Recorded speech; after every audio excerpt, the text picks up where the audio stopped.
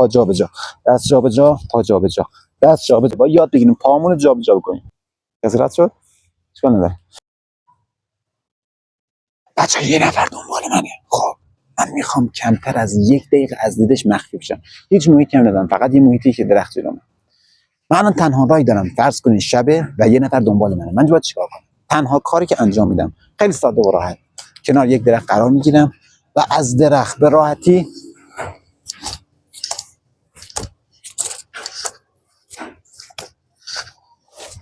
بالا میرم و اینجا مخفی میشم، چون جای بهتر از این وجود نداره.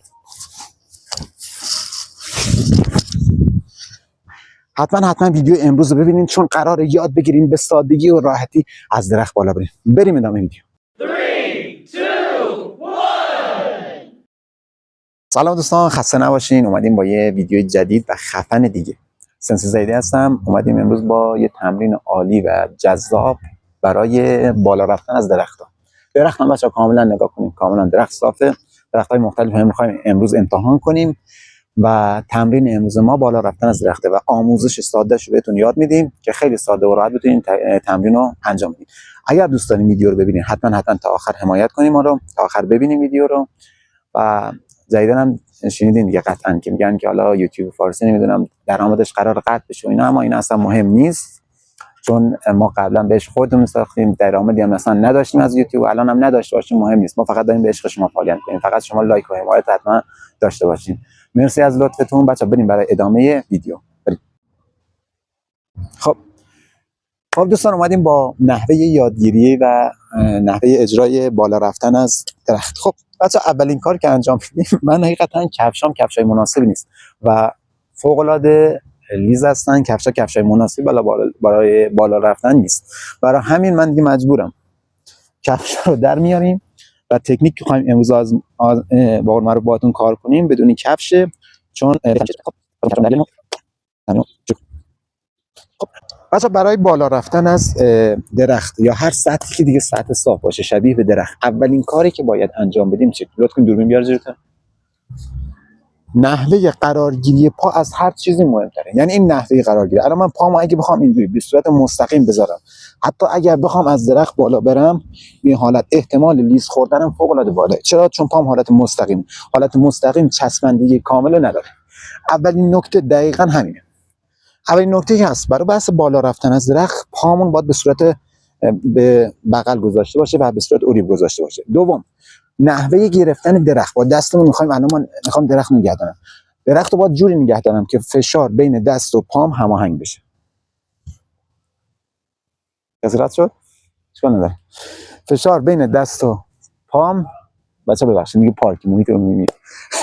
فشار بین دست و پام پخش بشه بچه‌ها، جوری که من تعادلم با درخت حفظ بشه. من یه حالت وایسادم بچه‌ها، این حالت دستمو نگه می‌دارم، کل وزن دست و بدنم باید با هم تقسیم بشه بچه‌ها. من به این حالت، یعنی تمرین اولیتون اینه که فقط یاد بگیرین خودتون رو درخت نگه دارین به این حالت.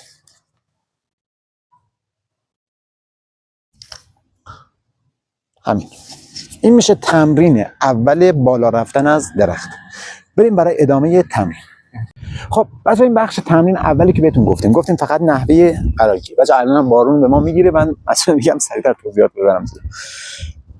خب بچه‌ها، من به این حالت دستمو نگه داشتم، کاملا آویزون میشم. بچه‌ها دومین کاری که باید انجام بدیم جابجایی پای. باید یاد بگیریم پامون رو جابجا کنیم. یعنی چی؟ من الان پامو گذاشتم بچه‌ها به این حالت، کل وزن بدنم موقع جابجایی پای، یعنی من الان به این حالت نگه داشتم، یک لحظه با یه جهش خیلی ریز پامو جابجا میکنم. به این حالت من قرار گرفتم، دست جابجا، پا جابجا، دست جابجا، پا جابجا، دست جابجا، پا جابجا.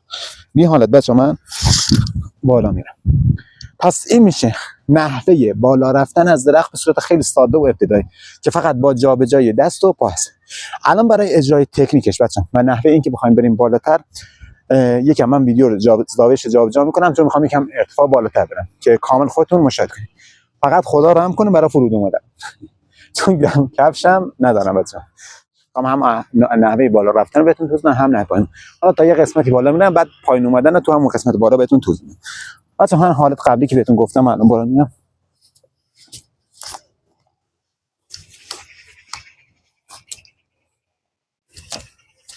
خب بچه‌ها من تا این قسمت بالا رفتم. الان بچه برای پایین اومدن خیلی ساده من میتونم به این حالت پامو رو به بغل میذارم، به بغل میذارم و خیلی راحت خودم رو رها میکنم.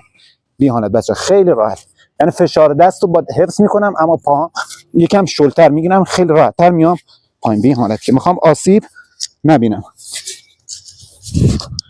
تا این قسمت که پایین میام. این میشه نحوه درست بالا رفتن از درخت که من میتونم به صورت ابتدایی و ساده به صورت کامل براتون اجرا کنم. خب بچه با اینکه درخت الان یکم خیسه، یکم لیز شد، خیلی لیز شدنش بیشتره و احتمال سر خوردن هم بیشتره، اما خیلی ساده و راحت ما این تکنیک رو اجرا کردیم و بالا رفتیم. پس نحوه بالا رفتن و پایین رفتن تو ویدیو خیلی کوتاه براتون توضیح دادیم. اما بچه مدل‌های مختلف دیگه برای بالا رفتن هست، هم با تجهیزات هم بدون تجهیزات، که اگر این ویدیو بالاتر از 2000 بازدید بخوره من قول میدم آموزش‌های بهتر و خفن‌تر برای بالا رفتن از درخت بهتون یاد میدم. مثلا این چیزی که گفتیم خیلی ساده و راحت بود. الان ما تا یه قسمتی بالا رفتیم، بالاتر از این هم میشد رفت، بالاتر از این هم میشد رفت بالا. اما بیشتر میگم که امروز ما اومدیم به صورت ابتدایی و ساده اینو براتون توضیح بدیم و خیلی راحت شما یاد بگیریم. بچه‌ها خیلی دوستون داریم، حتما حمایت کنید، کانال ما رو ساب کنید.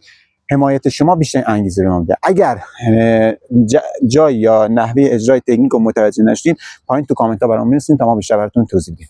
ویدیوهای قبلیمون رو حتما ببینید، چند تا ویدیو قبلی هست لینکش هم حالا تو ویدیوهای قبلی میتونید ببینید. ویدیوهای کوتاهمون گذاشتیم، یه آموزش 3 ساعت و نیمه کامل داریم از نینجاتسو که یکی از بهترین منابع میشه برای یادگیری شما. اگر دوست دارین نینجاتسو رو یاد بگیرین و حرفه‌ای بشین حتما کانال ما رو ساب کنید. خیلی دوستون داریم بچه‌ها، موفق و پیروز باشین. فقط به عشق خودتون میسازید.